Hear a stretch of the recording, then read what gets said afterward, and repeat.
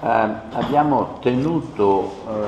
questa conferenza anche se emotivamente e mediaticamente l'attenzione è spostata su un altro versante in questo momento,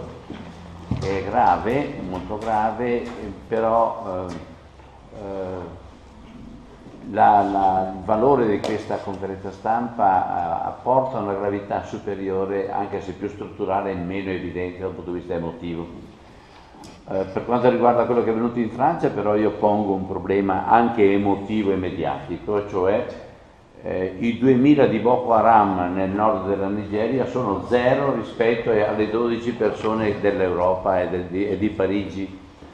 In un mondo globale significa avere rispetto per tutte le situazioni e denunciare ugualmente quello che non è giusto sempre e averlo ben presente, per cui io partecipo anche alla manifestazione, però sempre con questa attenzione e questo rispetto, con lo stesso dolore e lo stesso principio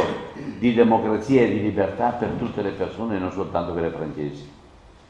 Detto questo, vorrei però tornare all'argomento sul quale stiamo lavorando da molto tempo per insistere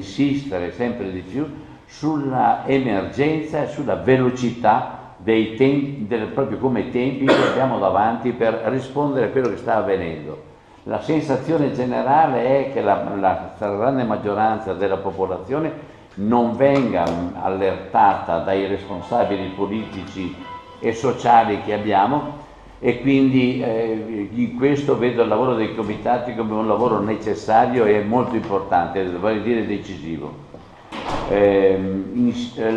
quanto riguarda la presa di coscienza dei comitati e l'orientamento dei comitati verso i mezzi di informazione, le istituzioni, le scuole, le comunità ecclesiali, le associazioni economiche, sindacali e anche il volontariato, credo che questi settori siano decisivi per trovare, oltre che l'adesione, anche la risposta. Mi fermo riguardo a questo perché penso che dovremo, specialmente con i mezzi di informazione, elaborare proprio, direi, una strategia di intervento che va oltre il settore dei singoli comitati e che in qualche modo è riassunta in quello che abbiamo fatto: acqua, aria, terra ed energia, trasversalmente lavoro e salute. Sono le realtà che riguardano il vivere di tutti quanti, ma con ormai un rovesciamento del principio: non più la terra come strumento e mezzo, ma la terra come fine dell'attività umana. Prima di agire anche come umanità dobbiamo domandarci: ma quanta anidride carbonica viene prodotta? Quanta aria viene inquinata, quanta acqua viene adoperata, quanto suolo viene tolto all'autonomia alimentare. Ecco, che cosa si produce a tempi lunghi nella popolazione facendo questo, con questo trattamento, e come, per quanto riguarda la regione del Veneto, come fare presto a sanare quelle ferite aperte che in questi anni hanno mangiato suolo a tutto spiano, e a quelle proposte oscene che continuano nella politica a giocarsi tra tribunali e poi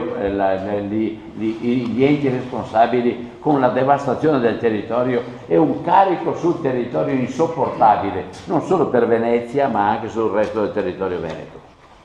Allora, a me pare che in questo momento, anche a livello politico, non venga cambiata una virgola di quello che si è stabilito da 30-40 anni a questa parte, come se il pianeta fosse lo stesso. Non è più lo stesso. E stiamo facendo quindi un gioco al massacro, proprio coscientemente, un gioco al massacro soltanto per mettere in saldo i soldi, mettere in saldo la cosiddetta crescita, ma non dicono mai di che cosa, che diventa invece la crescita di quello che distrugge sia il territorio sia il benessere delle persone alla lunga, perché immediatamente i soldi arrivano. Allora io passerei immediatamente la parola ai responsabili, ai coordinatori delle varie tematiche e poi aspettiamo anche le domande o d'altro per le persone. Grazie a voi che siete venuti e buona giornata.